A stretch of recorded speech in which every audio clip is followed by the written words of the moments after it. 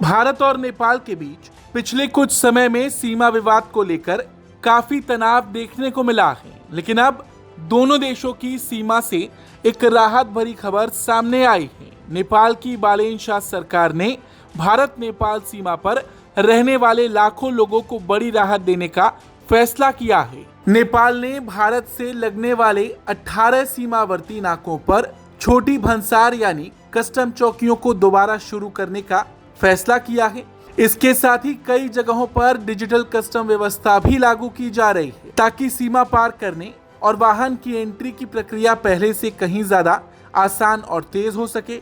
और माना जा रहा है कि इन फैसलों से सीमावर्ती व्यापार, पर्यटन और दोनों देशों के बीच लोगों का आवागमन बढ़ेगा।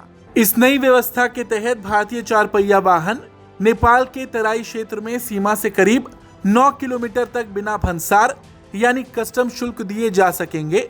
इसके अलावा 500 नेपाली रुपए तक के घरेलू इस्तेमाल के सामान को भी बिना कस्टम ड्यूटी नेपाल ले जाने की अनुमति दी जाएगी। पहले छोटी छोटी औपचारिकताओं के लिए लोगों को वीरगंज जैसे बड़े कस्टम कार्यालय तक जाना पड़ता था, लेकिन अब सीमा पर ही डिजिटल सिस्टम के जरिए कुछ ही मिनटों में पूरी प्रक्रिया पूरी हो सकेगी। नेपाल सरकार ने भिस्वा और ठोरी समेत 18 सीमावर्ती चौकियों पर छोटी कस्टम इकाइयों को फिर से सक्रिय करने की मंजूरी दी। साथ ही QR कोड और मोबाइल स्कैनर आधारित डिजिटल व्यवस्था लागू की जा रही है, जिससे कागजी प्रक्रिया कम होगी और पारदर्शिता बढ़ेगी।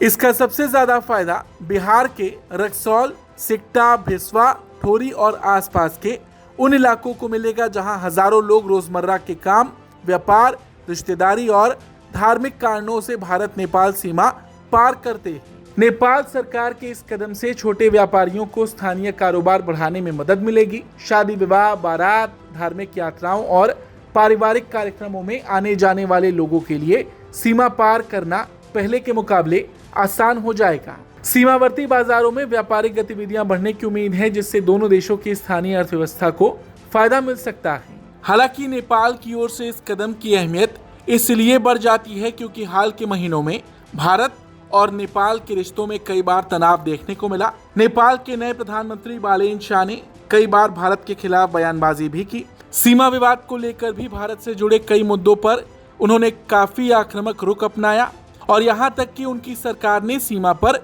कस्टम नियम को सख्ती से लागू भी किया, जिसके तहत भारत से ले जाए जाने वाले कम कीमत के सामान पर भी शुल्क वसूला जाने लगा।